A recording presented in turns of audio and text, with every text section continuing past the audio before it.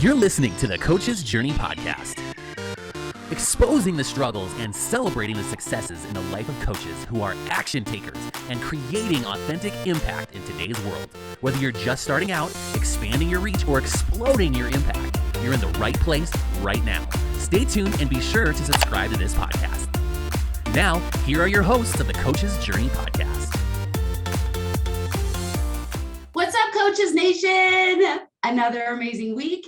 If you are listening to this relatively around the time that we're broadcasting this, it is summer.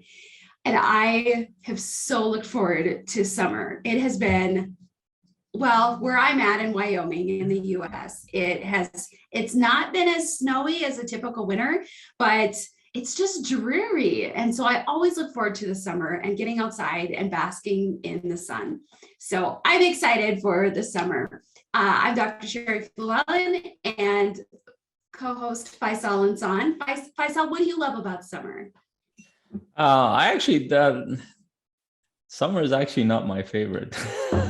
We can no longer be friends. I do love that I can just go out in a t-shirt or not wearing a t-shirt at all. Okay, that's the part I love. Too much information. And then second, I actually love just going to the beach with the kids because they love it, and that's the part that I love, that just being at the beach. But my favorite weather is actually fall. Just so you know, it's the change of colors, the transition, the cool weather in front of the fire, camping. That's my favorite weather. Okay. I will give you that. You are a coach and you love transitions. I don't think that's a coincidence. It's something very symbolic for me. Right. Getting to shed the old, looking forward to the new. I love it. All right. Guys, thanks so much for tuning in. We would love to hear about what your favorite season is, or maybe you made up a season, right? Can there be more than 4 seasons? Maybe there's a transition between the transition from summer to fall. Maybe we call them micro transitions, micro seasons. Is that a thing? Could it be a thing? Could be. It could be. Could be. All right. Yeah. I just created a new thing. I love it. So, Faisal, what are some wins for you over this past week? Speaking of camping. So camping was a win. I mean, we literally, in our summer has been really odd here in Ontario, Canada. We were there for about 5 days. I think we experienced 3 different seasons at once. It was hot, and then it got cold, and then it got really windy. But the one thing that was common was mosquitoes and black flies. My kids' faces were but they had fun regardless. That comes with camping. And so that was a win, and a great win. So this morning I'm doing a lot of my taxes. I'm trying to figure out, I had to fire my accountant from that I had been working with for a while, and I found out she did some weird stuff. Oh. And I finally, and this is something I'm learning in business, and might be great for coaches to understand this, but not just in business, like in so many parts of my life, that I need to go for quality. She wasn't charging me that much, and I always suspected that she was doing kind of cutting corners. And then I finally kind of got fed up because I wasn't getting responses from her. So I found a new accountant. She's charging me a lot more, but she literally is on the ball. Like, she is. And she asked me, she's like, do you want to look through all this stuff, all these accounts and everything? I'm like, I don't want to do anything. I'll give you information that you need. Just tell me what you, and she sent me the bill. I'm like, that's fine. That's worth it for me. And she is just moving forward. And she just found out today that my accountant screwed up one of the taxes from a couple of years back. And I took a deep breath, sent her a text, and like, how do we proceed with this? And she got a little bit defensive. And first she thought I was talking about completely something else. I'm like, I don't care about the money. I just need to resolve this. How do we move this forward? And then she realized that, she just got scared, I think, because I sent her a message about that. But the whole process, even I think that what helped me was that I have that morning routine. that I am grounding myself. Because if I didn't, that would have ruined my whole morning. And Oh, I'll wow. just because I've done that before a few times where something, because I know my tax is going to be important for a couple of investments that I'm doing. And I just took a deep breath. I'm like, we can resolve this. I sent the email forward to the new accountant, then the old accountant, and then right like a few minutes before this call, they figured out what the problem is. Now they can deal with it. She didn't include a business number, so they never filed. It never went through to the Canada Revenue Agency. So, but I think the important thing is in all these cases, one, what the lesson is, look for quality. It's worth it. And two is that keeping yourself grounded in business is so important, because it's like this. Yeah. Every day there's a new thing, and if you get kind of pulled into all these emotions, then you don't have a business. Because I have a booked day. I'm not going to show up my best in my sessions. I have to prepare tomorrow for 4 different group sessions. I have to prepare for a Europe trip next week. All the stuff will go out the window because I'm worried about a tax stuff. I have quite the long and checkered history with bookkeepers as well. I will tell you, many years ago, I found out that our taxes had been misfiled, and we had $7,000 that should have been coming to us that we didn't get that year, because it was categorized wrong. And so the new accountant, new CPA refiled, and then I fired my old CPA, which was me. So I was the one that screwed up, and because I've been doing our books ever since my husband and I have been married. I'm pretty savvy. I like spreadsheets, but it was that moment. It had to do with real estate, and I didn't check this little box. We couldn't claim all of our deductions, and I missed out on $7,000. But I appreciate the fact that the next year, when we passed it off to somebody, he found it and we got our money. So it was just a little late. But yeah, we spend a ton of money every month on bookkeeping, because I've got a number of businesses that we have to manage in real estate. When you've got a bunch of properties, it starts getting super complicated. But bookkeeper, 100% believe is a very, very wise investment. 100%, absolutely. Yeah, so, I love that you said investment. That's how I'm looking at it. That's a lot of investment. It is. So for me, I've got a lot of wins. And I'm just going to settle on one for last night. My husband and I had a pretty busy day. Our kids are home from school. We have 4 kids, kind of tween to early teen years. And my youngest daughter, who's 11, she's like, Mom, can we go outside and play a game after supper? She's like, you guys have been working all day. And I was like, okay, we'll do it. And so after I got done with my stuff, most of us, except for my oldest teenager, that wanted to spend time in a room, shocker as a teenager. But the rest of us were out in the backyard, and my husband and 3 of my kids, I watched, but they were throwing a football around and playing a game. And it was just hilarious and just super fun to have that quality time with my family, and just being able to enjoy each other, running around, getting grass stains, all of the good stuff. That's awesome, Sherry. I love that. I love that picture, because I got a picture of it. Really cool. Yes.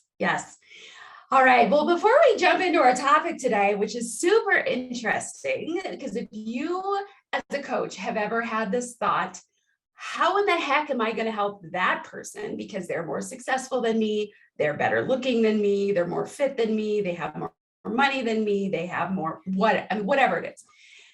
There are always people that we look to as ahead of us somehow in some way.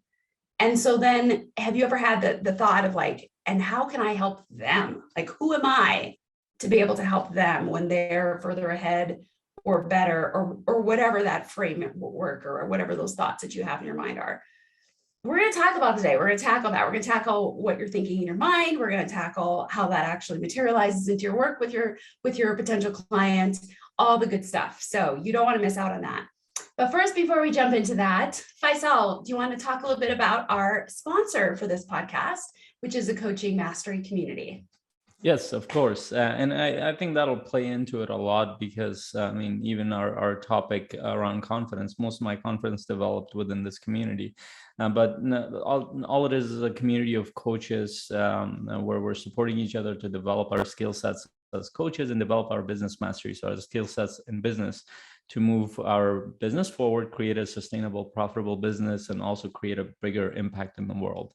And for us, the impact piece is incredibly important. So we do want coaches who are looking to impact the world in that positive way. And one of our biggest mission is to actually change the industry, make the industry of coaching better, in the sense that have that support for coaches, because as soon as we go through a certification or training, or we choose to become a coach, we just hope that we know how to coach people just based on a few things that we've learned. But coaching is much more complex than that. We need feedback, we need support, we need other coaches, other professionals to challenge our thoughts and ideas and our practice, how we've been doing it, so we can learn through the process. And we'll talk a lot about that. So definitely check us out at coachingmasterycommunity.com. Yes, absolutely. So my two cents on that is, so when I was in the therapy world as a psychologist, there's a lot of research on this, not as much research in the coaching world, because I don't even know much of any research done specifically in the coaching world, but there was a correlation, a positive correlation, if you're a little bit of a stats geek like me, positive correlation between ethics complaints and therapists that were not connected in some sort of accountability way, whether they have a supervisor, whether they, were with a group of peers and they got to meet with them a lot. So I feel like that pretty much says it all. If you're trying to fly solo as a coach, our brains start to shift and start to like go down paths that you think, oh, that makes sense, I can do that, but that may not be the case. You may actually be headed down a path that is unhelpful for you, is unhelpful for your clients. And so having a group that you can bounce ideas off of as you're creating new things, as you're trying new programs and new offerings is so important. If nothing else, to keep you out of the murky waters of, somebody making a complaint or saying negative things about you, of what you've done or how it's impacted them. So we don't talk about that a lot. And in fact, I don't know that I've ever had a conversation about this with other coaches, because there's no like certifying or licensing body for coaches where you can get some kind of that your hand slapped or that sort of thing, but it's out there. People can file lawsuits, all that sort of stuff. So I don't mean to scare you, but it just occurred to me as Faisal was talking, this is a big deal. Being in a community, staying accountable, growing intentionally, doing new things, but being able to bounce it off of other people. I think that's totally critical. Agreed completely. It makes a lot of sense. And if we don't have feedback, we usually just use our own perception, whatever we've come up with as a conclusion. We all have blind spots. I don't care how aware you are or we are, how knowledgeable we are. At some point, we're going to get stuck in our head, and we need other people to give us feedback. And that's how human beings operate. That human beings, by nature, we're a social species. Our mind doesn't work individually. So this is just one branch of that growth. If you're willing to say, you know what, as a coach, I don't need to have accountability. I don't need to bounce these things off to other people. I don't need anybody to help me with my blind spots. Who are you to coach people and tell them that they need a coach for their blind spots? Like, let's not be hypocritical. But here's the cool thing. The Coaching Mastery community, we have a Facebook group. We have this whole mastermind membership that provides credible support. We are in the middle right now of shifting part of our Facebook group to being free.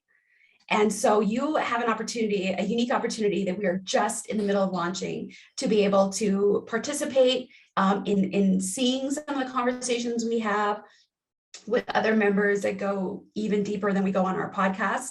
You have an opportunity to put some comments in, like ask questions like, hey, what do you guys think about this?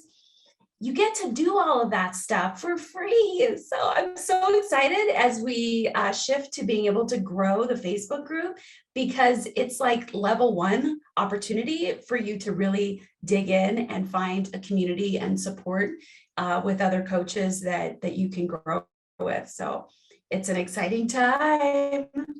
Yeah, and you can just find us at on Facebook at Coaching Mastery Community. Just search that name and you'll be able to see it. You might see a couple of groups, but one will be private where we will have to give you permission to enter. You'll have to answer, I think, 3 questions there. Yeah. And we do check you out, so, which is a good thing. So we're not letting any, Tom, Dick, or Harry come in. And where did that Tom, Dick, and Harry come from? Have you ever heard that, Faisal? Like those 3 names? I have, but together? I have no idea where that comes from. I came into this to this side of the world a little bit late, so I usually ignore some of the references. If I'm really curious, I'll look it up. Well, see, I would think that being new to it would be like, I want to know where that comes from. Whereas, like when you grow up, in a culture and you hear this stuff all the time, you don't necessarily question it. And I know that you're one that questions everything. Yeah. So you've never questioned Tom, Dick, and Harry? I have. It's just it hasn't come to be a necessity. I've learned to adapt on-time learning. When I need it, I'll go learn about it. That's hilarious. All right. So Faisal, unpack for us kind of the thought process behind today's topic. We are talking about confidence essentially, and it doesn't matter what field you're in. Confidence is the thing that you need to help you move forward. Now, when I talk about confidence, I don't mean having an appearance of confidence, because you can pretend to be confident and you might even be successful to fool some people temporarily, and usually that just only stays on the surface, and people pick up on that very fast. And we've all run into people who appear to be confident, and all of a sudden you see that there was no substance there.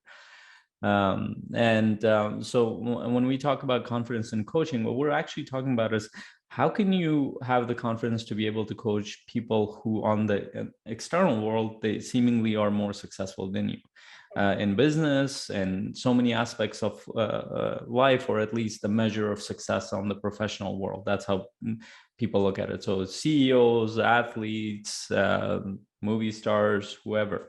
How can we go about approaching that? Because it can be intimidating, and I've been intimidated a lot of times to coach somebody at that level. But also, it's not just the title. There are people who've done quite a bit of work. I've been amazed how many people, and I can start with this story. So this was the first time I really felt intimidated by a client, or at least I felt it more.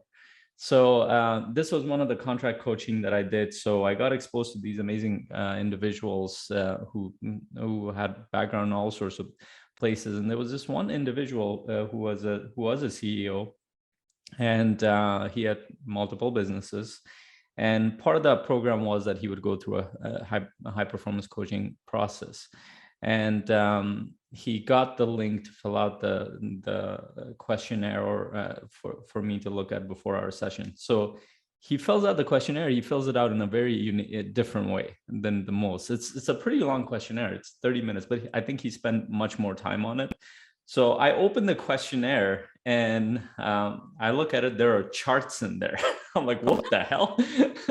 There are charts of performance tracking, all sorts of stuff in there. And I read through the whole thing. It took me about, I think, 30 minutes to go through the whole thing. And at the end, there was something he said that was very interesting. And it was very scary for me too in the meantime, but also very interesting.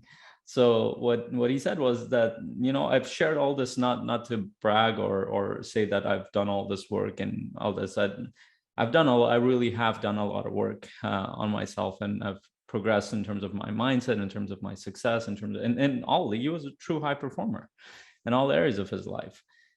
And he even challenged me. He's like, if you really think that you can help me, then I'm happy to jump on the call. But if you don't feel like you'll be able to help me, then let's cancel that call. So I'm thinking like, oh shit. how the hell do I respond to this? He's calling you out in your confidence. He was literally calling me out, and I was scared. I was like, I don't know if I can help him out, to be honest. And I sat there and dealt with those emotions, because those days my heart rate is racing, and I'm like, I need to do that anyway. I'm like, would I be able to help him? And I thought about it for a bit, and I realized, well, the only way to know is if we just do the call. It's the first call. It's a discovery call. And I'll show up with the best that I can do. And if I can't help him, then I can't. I will still do my best. And I sent him an email. I said that I got your questionnaire. Thank you for filling it out in so much detail. And I'm pretty sure I said that, and this was like 4 years ago, I think, at this point. I'm trying to remember the words. But I think I said something to the effect of,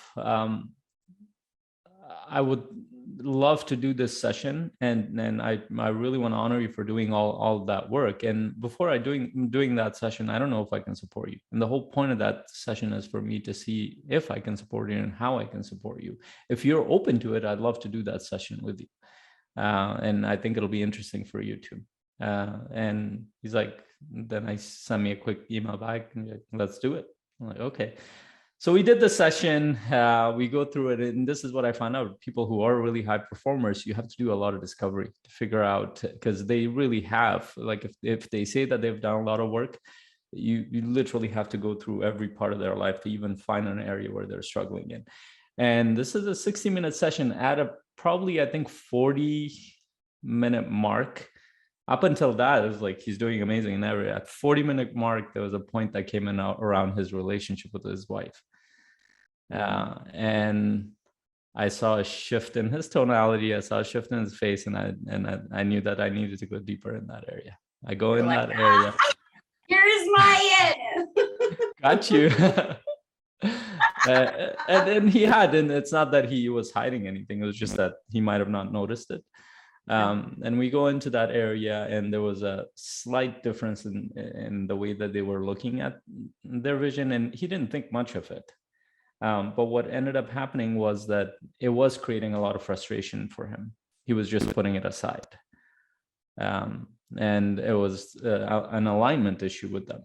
And also was a support issue, whether or not he could support her. And I can't talk about the details, but as we went in there, he had a huge realization around that. And his next action step was to actually go have a conversation with her about it. Now, here's a cool thing that happened. He was very happy, and he's like, yeah, this was very valuable for me. Thank you. I met him at an event a few months later. I was just standing there at the front of an event. That was part of the coaching team there. And I had seen him on video, but I hadn't met him in person. And it's like, this guy just comes, he's like, he comes in, he gives me a hug. I didn't even recognize him. He's like, hey, remember we did that session and I challenged you and all that? I'm like, oh yeah, that's you. He's like, and the whole team was there too. He's like, he was just the whole event. He was talking about me and how I was able to move him forward. He talked to every team member there was, and we had an incredible conversation at the event, and we actually became good friends in a lot of ways. So the reason why I'm sharing that story was that it was very easy for me to back out or say that maybe I can't help you. Maybe it's, but I think the thing that was important there is the fear was there. I didn't know if I was going to be able to help him, but it was the curiosity and openness. And I've actually used that a lot. Whenever I see something odd or different or somebody, I'm like, I'm actually really curious to see how I would perform and how I would be able to support that person in that area. And in that curiosity piece is much more important than the kind of show of confidence that, oh, well, yeah, I can help you. I didn't know. Right. So what I love about this story, and there's a few words that are or two words in particular that came to mind as I was listening to you talk. and we started this conversation off about confidence. And when I think about confidence as a coach, I envision me saying, absolutely, Faisal, I can help you. Let's have a conversation to show you to figure out how I can help you, but I'm confident I can help you. But what I heard you do in that story wasn't that approach. It was humility. And so your approach wasn't one of like, of course I can help you, but it was one of like, I wonder if I can help. Let me see. And you were being humble because you were being open to the possibility that you could help, but you legit were open to the possibility that maybe I'm not going to be able to help. Maybe I'm not the right person. And so I love the undertone of humility, which I think goes into that curiosity, because you're not coming in with an assumption. And yet there still can be this confidence. So as you've grown over the last 4 years, how are you balancing humility with confidence? I don't think they're like, I think they work with each other as long as it's true confidence. Because that's why I'm stressing on the fake confidence part, because that's a front. I've done that a lot of my life, and I know very well how to do that. I just have chosen not to go towards that because it helped me keep this kind of persona that would protect me from others, but it didn't help me actually progress. Two different things, because I know that people catch on at some point, and I can spot that from very far a lot of times. But here's the thing that I don't look at these things as like values per se. I look at them as what actually works practically. What works long term is being human, understanding that we all have shortcomings, we all have areas of strength, we all know things that we can help a lot of people with. We all know that other people know a lot of things too. We all know that there are areas that we won't be really good at, but there are areas that we'll be really good at. These are like under common sense things that we know about, but we ignore them just to protect ourselves in a lot of ways. So here's what I've done. So even now, like if somebody, and I get a lot of referrals. So a couple of weeks back,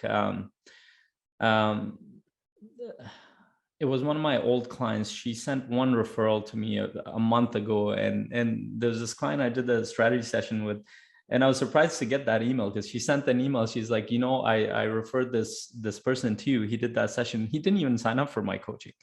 I had sent him another email afterwards, but I thought, I guess the session didn't go very well, and because I didn't get any feedback from him. But she's like, he was in her mastermind, and she said, the person that I sent to you, he actually made a major life decision. He completely changed his career. He's quitting his job, and he's like, he credited a lot of it to you. I was like, really? Because he didn't even respond to me, which I find really funny a lot of times, which is okay. I was very happy that I was able to support him, and maybe you didn't need coaching beyond that at that point.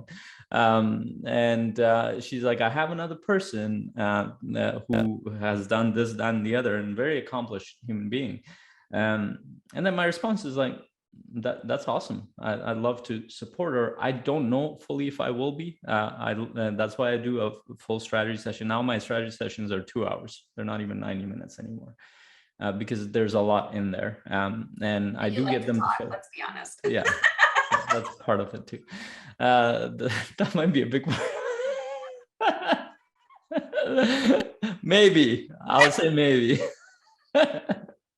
So basically my response is usually along the lines of, to be honest, I don't know if I can support this person, but I'm curious to try to see if I can support them. They do have to fill out a questionnaire, and they do need to be open. They don't need to commit to anything. They just need to show up.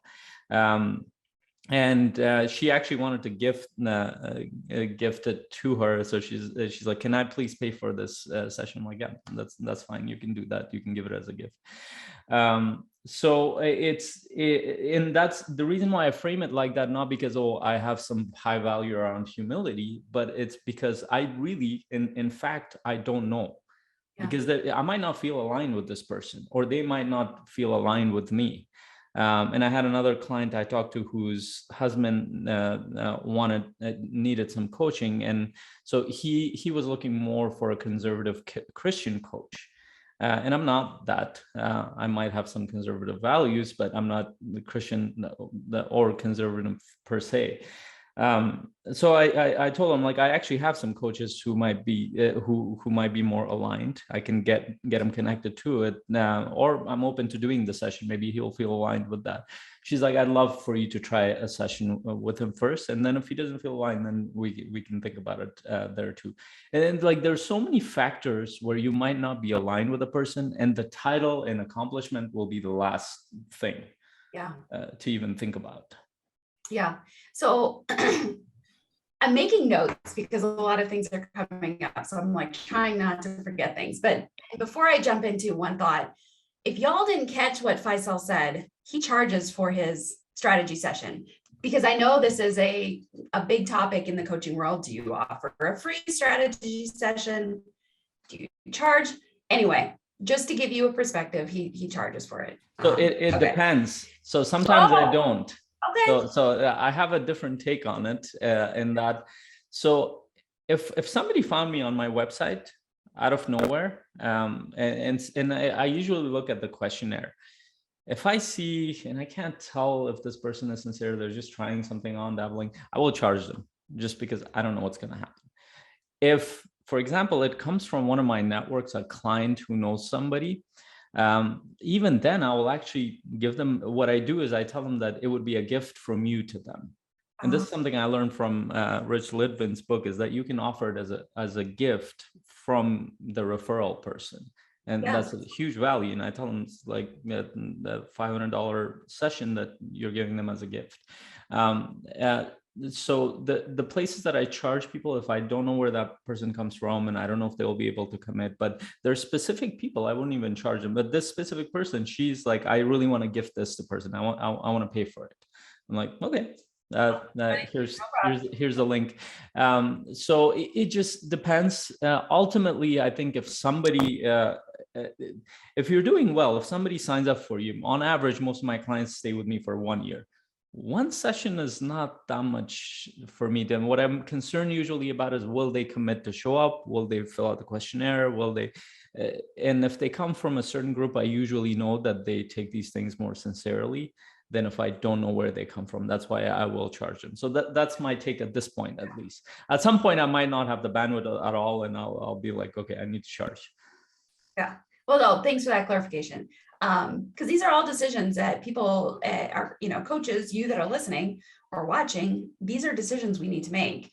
And so I think it's fascinating when we have these discussions, not just to be like, well, this is what I do, this is what I do, and now you have to choose between A or B, but rather understand rationale behind it, because ultimately you need to make the best decision for you based on your time, energy, the commitment level, all that sort of stuff. So that's cool. Thank you.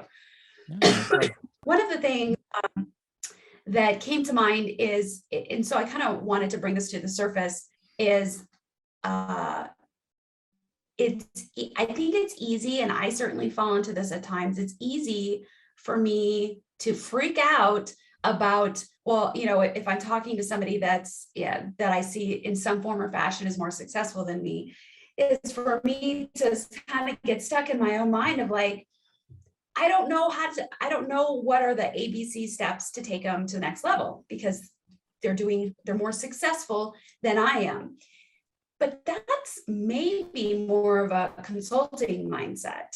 A consulting, as I define it, is I have a process and a system that will get somebody a specific outcome, pretty much guaranteed, because so many of the consultants, when you look at even in the coaching world, people advertise, we guarantee X amount of, you get 5 clients tomorrow by these strategies that we'll teach you. Like, that's not really coaching. That's more of consulting, because it's like they've got this specific process that you will have this specific outcome, or at least that's what they're trying to sell. But coaching has a system, but the outcome is a lot more unpredictable, I would say, in some respects, or less tangible is maybe a better way of saying it. And so when you find yourself thinking, oh my gosh, how am I going to help this person, be more successful? I think there's a value to being able to assess, are you thinking about like your role with this person as more of a consultant? Like, are you putting yourself out there? Are there expectations that they're, you're going to give them a specific result? So let's say like health coaching. Are you saying that you're going to give them a certain amount of weight loss or something in a certain amount of time? Or is part of your process helping their mindset shift so that the other things will naturally come? I don't know. I mean, I know I'm creating a dichotomy here, but I think it's useful to think about that, because if you're stuck in the consulting mindset, you may not have the confidence, you may not have the experience to have the confidence that you're going to be able to get them X, Y, Z specific results. But if you're in the coaching side, like for example, so let me use an example, marriage and divorce.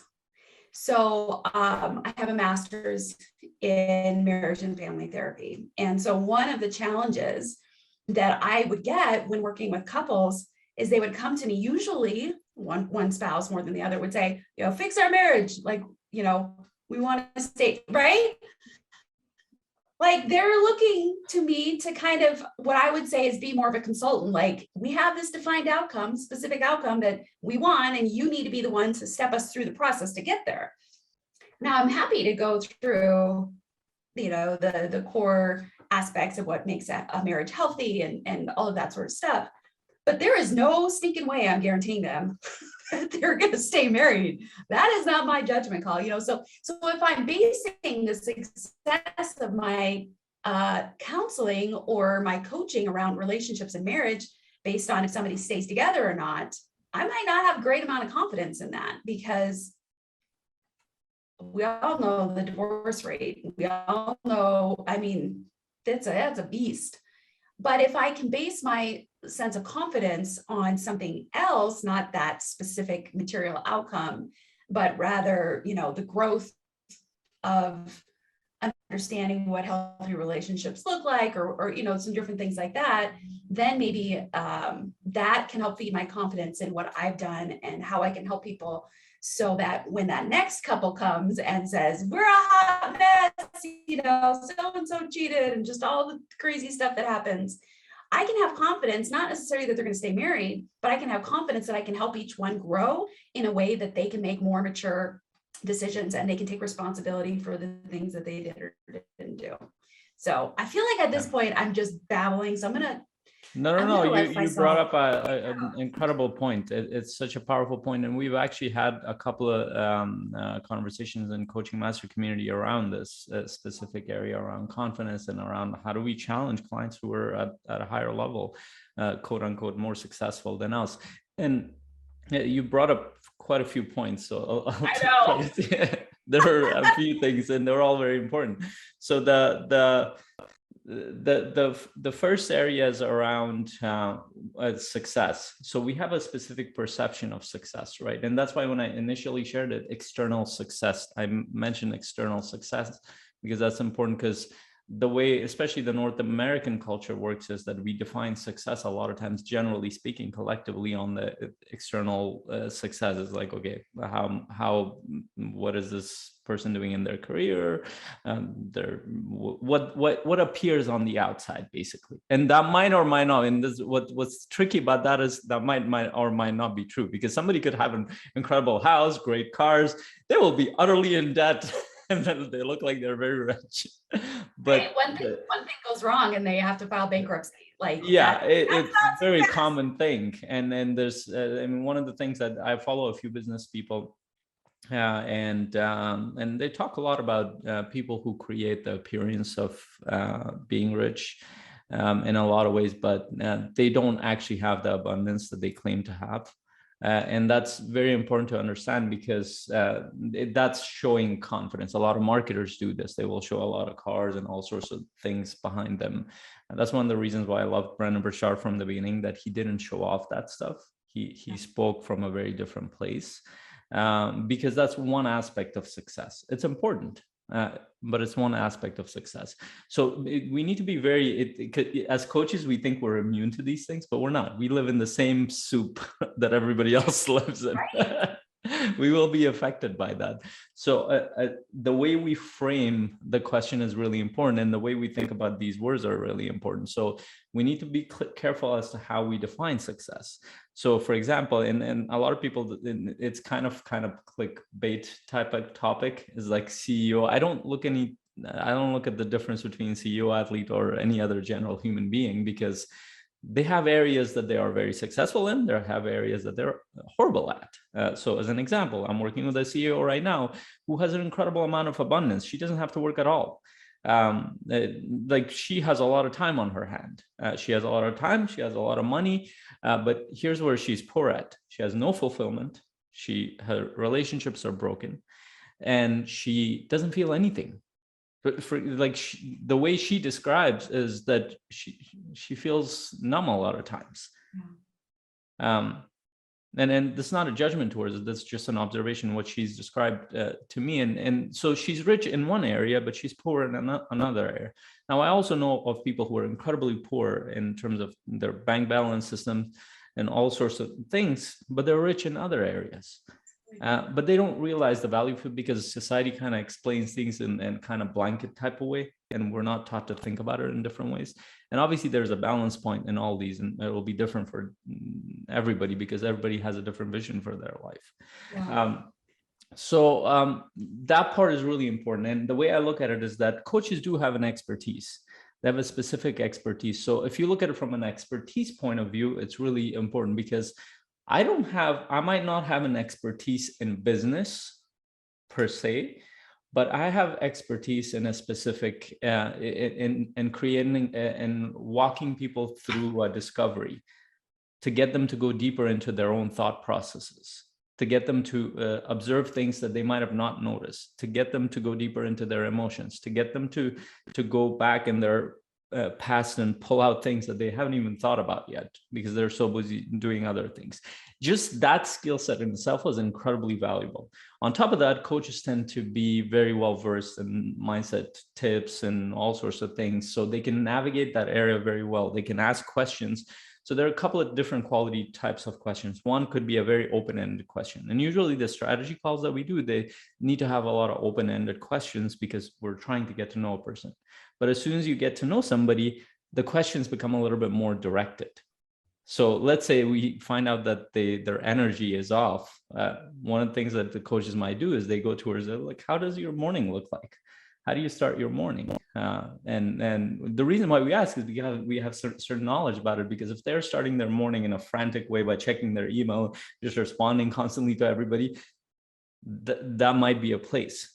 Or we might ask about how are your relationships going? Tell me a little bit about that area, because we know that's a huge drain on your energy. How is this other area? Because we have certain specific knowledge that we consistently think about. So just those two areas, and there are many other areas coaches have expertise in that most other people don't know. It's normal to us, but we don't realize that most people don't have this level of self-reflection a lot of times. Even those who do, they can't, and this is where, so I tend to work with a lot of people who've done a lot of work, actually. So I veer away from giving a lot of kind of tips and advice some coaches do, and there's nothing wrong with that, because some people just are not aware. I veer away from that because they already know a lot of the stuff, probably even more than me a lot of times. Right. So I go more towards discovery. I go much more towards discovery, and along the way, I'll be sharing tools and some things and experiences and helping them see things that they haven't seen yet. That's where a lot of my strength is as a coach. Just that in itself is worth a lot to people that I work with, because it helps them think about their life and business in ways they haven't thought of them yet. So that expertise part is really, and coaches need to constantly develop. And what we're talking about is human behavior. What we're talking about human psychology. What we're talking about is a process of thinking through things. What we're talking about is a reflection. These are normal things that coaches do. Yeah. And as you guys are listening to this, I think we talked a little bit about, well, external success and different things like that. As I work with people, it's the way that I'm perceiving it is when I feel intimidated, or when I have one of those moments where all of a sudden I feel less than, and I don't feel quite as worthy about myself or about what I can do. When I have those little moments in my brain and in my spirit, that would be a signpost to me that I'm interacting with somebody that I'm putting this assumption around that somehow I can't help them, or somehow they're better. I'm going to use the word better than me, because sometimes that's what the language we use. But so if you guys notice that you're intimidated by somebody, sit with that for a little bit, explore what's going on. What is it about that person that is intimidating you? And that might be an opportunity for you to really, well, first of all, work with that person or somebody like that person to kind of get through that, to be able to show yourself, demonstrate yourself that what you do as a coach really supersedes whatever it is that is intimidating you. And so that, like Faisal's talking about, kind of some of the things that he's realized are what is the foundation for his power as a coach. It doesn't matter any of those other things. It doesn't matter if they're, that they're independently wealthy at this point or financially free. It doesn't matter if they're an Olympic athlete and they're in the best shape of their life. It doesn't matter that they're an 80-year-old couple that have been happily married their entire life. There's still opportunities for helping somebody grow and improve. And so just that intimidation piece, I encourage you all to recognize throughout your day or when you're interacting with somebody, because I think that's a key indicator that there's an opportunity for you to level up and grow. And that's a very normal feeling, by the way, for human beings, because whether we like it or not, we will compare. Our mind will compare us to other people. The question is, can you put a pause on that? The question is, can you assess it in that moment? Can you work through the emotions around that? And that's what coaches need to be good at least. And for example, and the other part of expertise that we talk about, so there are general expertise that coaches have, but and this is where the advancement in coaching comes in, niche comes in coaching, is that there are certain areas based on your experience you'll be very good at compared to other coaches. For example, for me, I've spent a good 15 years trying to discover what does it mean to be my core self? What does it mean to connect to who I am? And most of my coaching actually goes towards that. It sounds self-awareness. It doesn't mean anything, but most of my coaching goes very deep into, because most of the surface things that I see, I see it as a deeper problem. So I will go towards an exploration. I don't even if I see a problem around productivity, I'll go deeper. Sometimes I'll stay at the surface. There are normal things that you can deal with, but I tend to go very deeper. So it naturally goes towards emotions. It naturally goes towards their spiritual life. It naturally goes towards their purpose and legacy. It goes towards more existential stuff for me. And that's connected. I've had a huge interest in philosophy. I've had a huge interest in history, in human development, human consciousness. These are things that I'm deeply interested in. And they became a part of my practice, my study. So I tend to attract people who want to go deeper into those areas. But then I know other coaches who are incredible at productivity. That becomes their niche area. And I probably can't even compete with them in that area. I don't want to, because that's not something I care that much about. I see productivity as one component of a bigger whole. So and understanding, first of all, being open that you have certain expertise, and then as you work more and more with people, you will develop that there are certain areas that you're good at and you can develop further because you have a deeper interest in that area. You're looking at me expectantly, like No, I'm not. I'm just pausing. So that was a strategic pause. Not quite strategic, I guess, because you're like, what the hell do you want? And that was an unstrategic pause. Well, let's put it that way.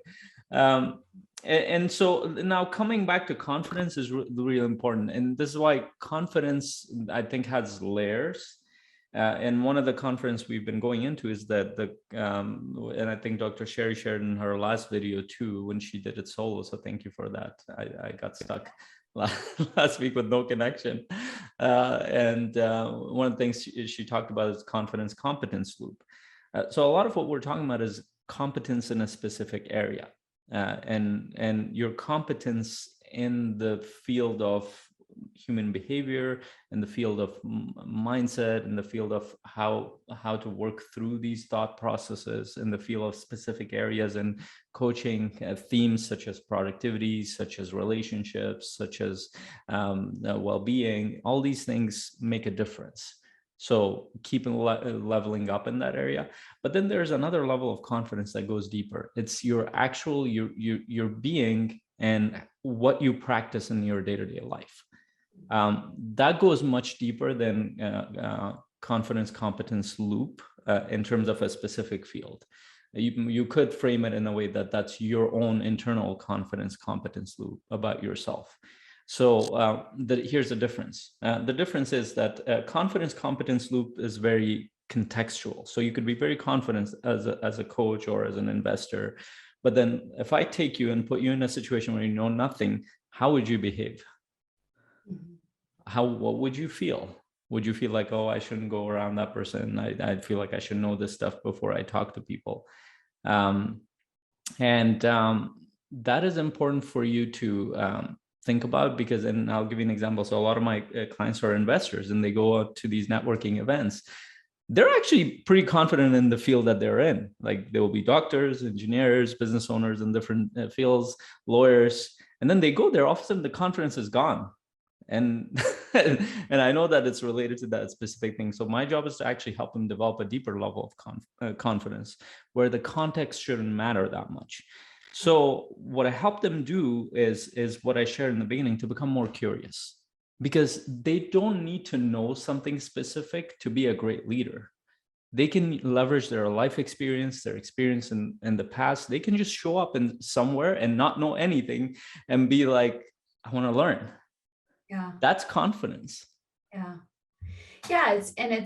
It's confidence that I like that, because it's, I think it can be easy to be like, I can only be confident in something that I know something about, but you can be confident in just, as you said, just being, which can allow you then to be curious. It allows that humility to come out. It allows some genuine connection, because if you're having a conversation, if you're part of a conversation where other people are talking about something that you don't know a lot about, you can still have confidence that you have the capacity as a human, as somebody that is able to build relationships, to be able to join in the conversation, add value in somehow, and to kind of help to contribute in some way, even if it's not the content, maybe you're contributing in some other way.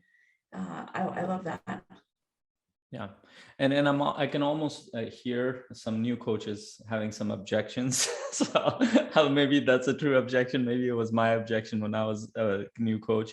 And the objection might be, well, they're still very successful. I get it. I can frame it like they're successful in that area, but they're still very successful. They know what they're doing in their life. Well, how do I show up? So now, having dealt with these two, so the second part of confidence, the deeper confidence, comes from your practice as a human being. As in, coaching is not concepts. What do you practice in your day-to-day life? Because a lot of that will show up in your coaching. How do you process your emotions? How do you deal with challenges in your life? How do you deal with relationship challenges? How do you deal with business challenges? How do you deal with moving forward? There's a congruency issue here. So as long as you're congruent in what you're doing, and it doesn't matter what level you are. So let's take money, for example. If there's a billionaire, their success is higher in terms of their bank balance, their money, their external success in terms of what they've created. And you can honor that. Let's say you are a six-figure coach or starting out. You can compare that part, but that part is not as important as the congruency. And here's why. Because whether it's a billionaire or you, their experience is still a human experience. They still deal with the same themes, but in a different way. So, and as an example, they still deal with relationship challenges with their team, with their employees. They still deal with relationship challenges with the people closest to them. They still deal with thought challenges. They still deal with emotional challenges. They still deal with existential challenges. They still deal with productivity at a different level. They still deal with energy and well-being challenges. These themes don't go away. It doesn't matter if you get off the planet or you're on the planet, you're still human. That's what connects you. Absolutely. And I would even propose that the more successful somebody is from the external perspective, I think the more that the incongruities become emotionally challenging for that person, because they are going to get put on a pedestal, whether they want to or not. People are going to look at them. They're going to, they're going to put them on a pedestal. They're going to assume that they are, good and better at all this stuff. And that's just the way that people tend to respond.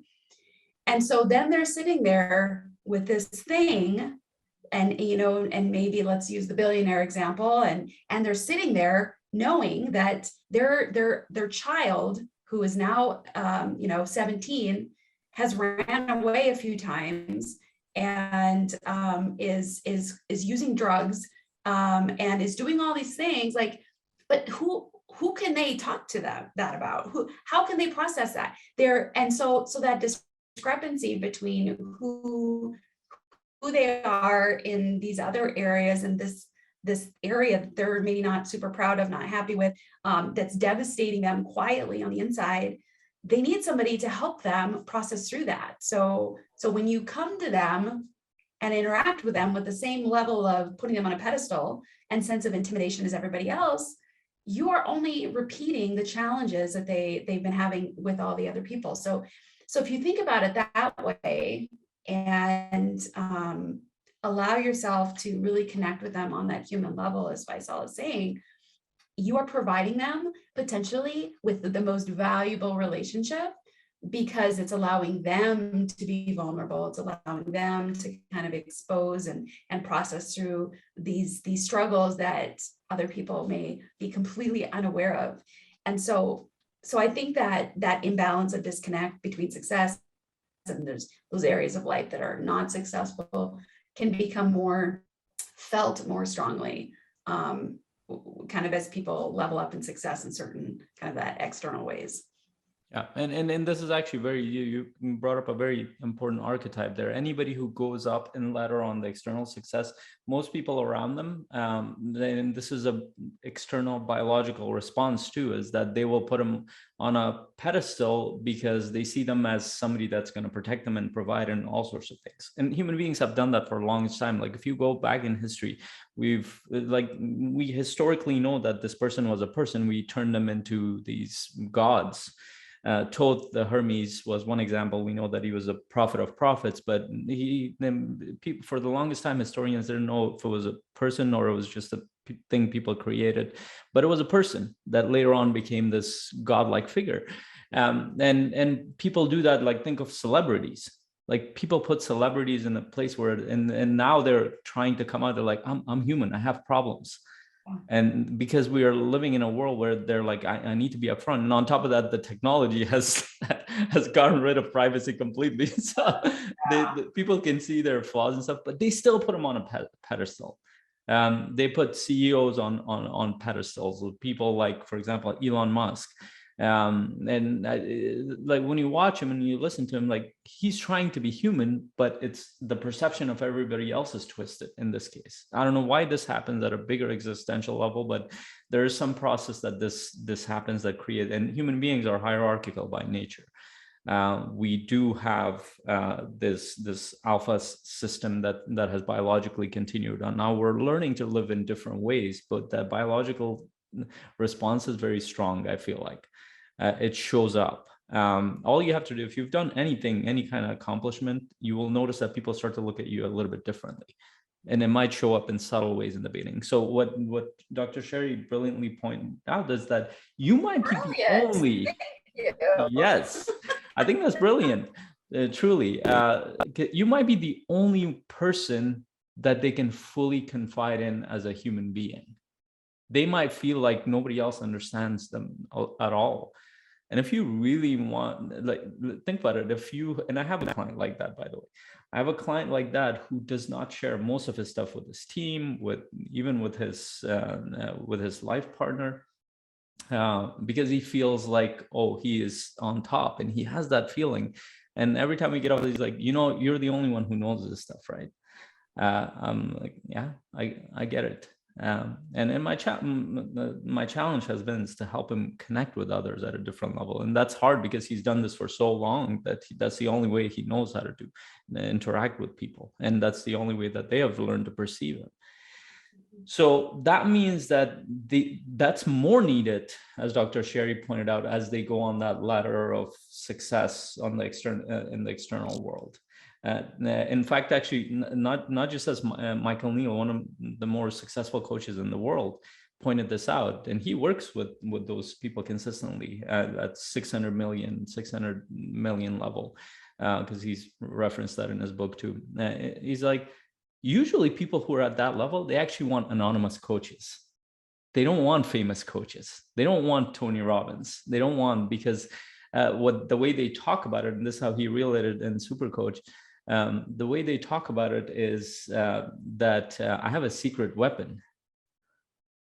You don't know anything. When they go in their little masterminds and stuff, they don't even want to share what that is and who that is a lot of times. And then that's just relaying what Michael Neal shared. So that was really interesting to me. I totally just got a vision of branding for a coach, of like the anonymous coach to the billionaire or something like that. Like, that could be somebody's branding where they specifically are calling out and recognizing that desire to have like that anonymous coach, kind of like the thing that's behind them that nobody can see, but that really gives them that extra level of ability to be impactful and to have influence and that sort of thing. So the anonymous coach. I know we talk a lot about, we joke a lot about in the coaching mastery community about not being a covert coach. Yeah. We call it, we don't, like the covert, like I'm a coach, but I don't want to tell anybody because I'm afraid, but maybe there's a place for the covert coach or the anonymous This is coach. More like Navy SEAL. I don't know. Is it SEAL? You're an army. You were an army. So those secret operatives, more right, like that. Come in, do the stuff, leave. Everybody wakes up in the morning. They're like, where'd everybody go? Yeah, exactly. Yeah. So I want to complete my thought around this because there was a specific point I was making. So that those themes show up with all human beings. It doesn't matter where you come from. So the thing that will matter in coaching session is your congruency.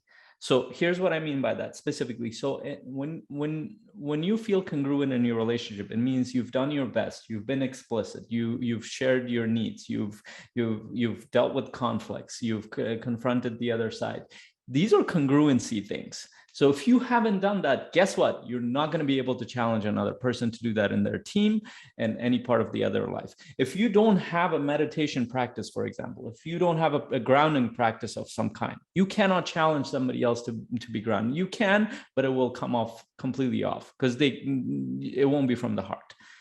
If you haven't dealt with your emotions in a way that you're overwhelmed, your lack of disconnection, your lack of all sorts of things, or your relationship and emotions in general, if you haven't dealt with that, you're not going to be able to challenge another person. These are congruency things and while everybody will be at different spots, that doesn't mean that you need to be perfect in these areas, but you have done your best to deal with these things.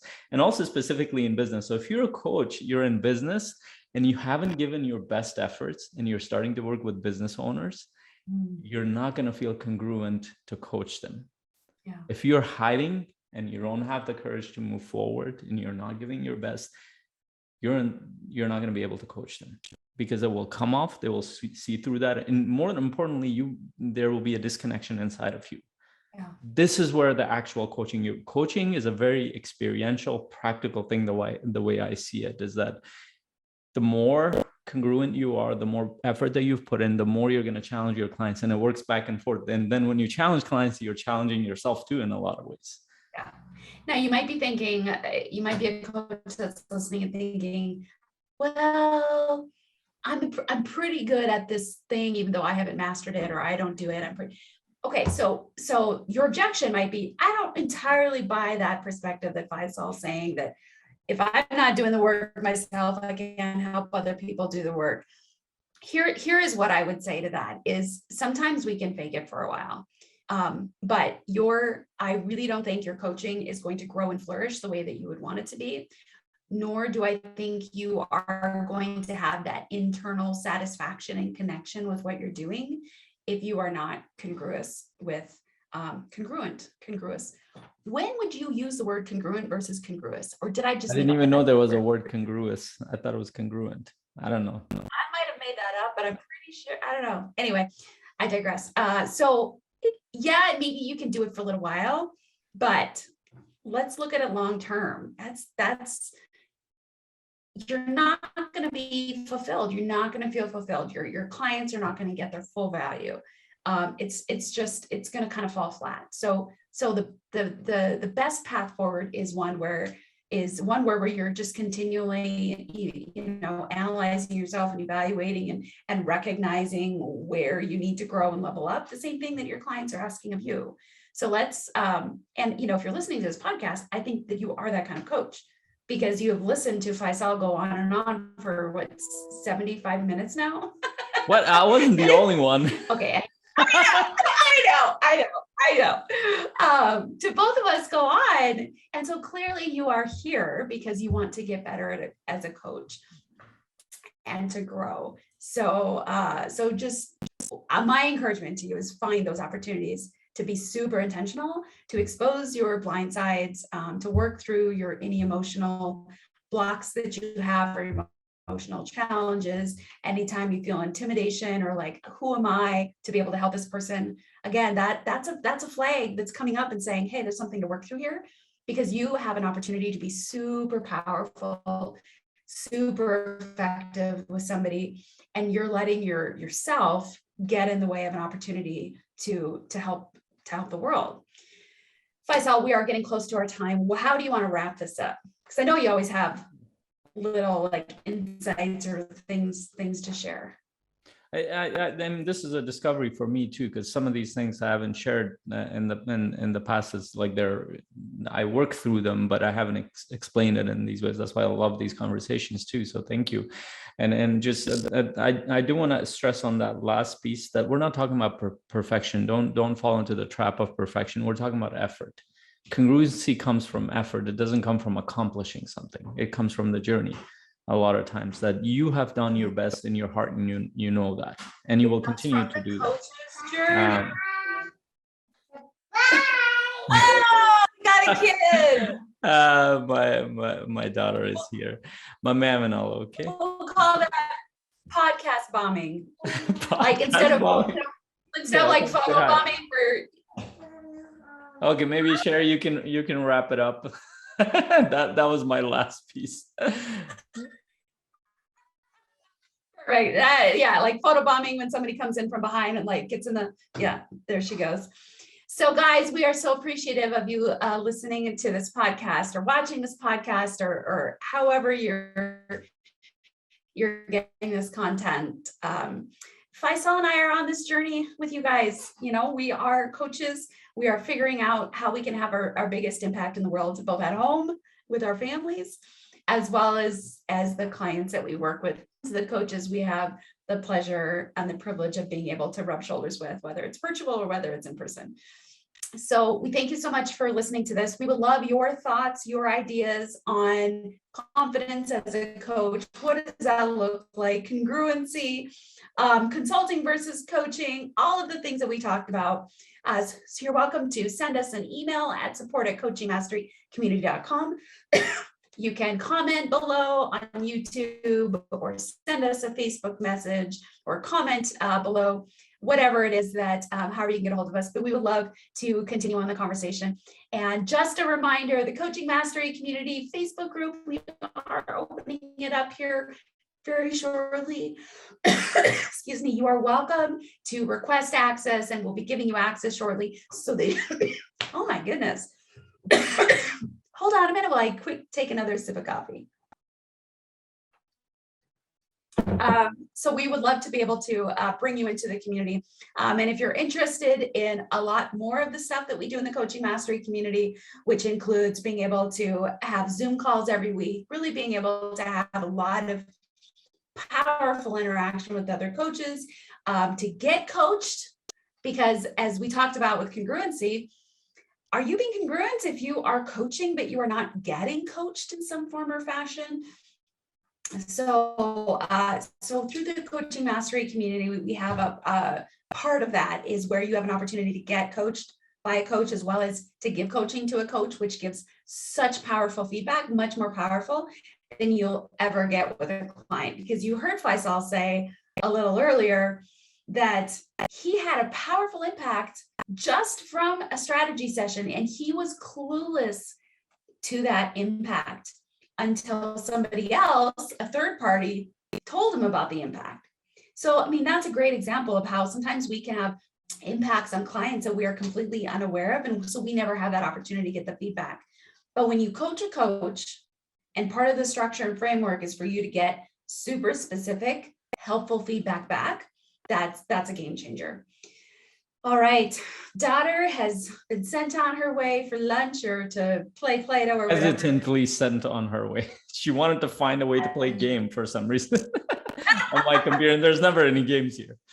Awesome. Well, guys, we are so appreciative of you being part of this conversation, even though your voice is not physically here. We sense you. We hear you in the background. And so join in with us on our next podcast in another week.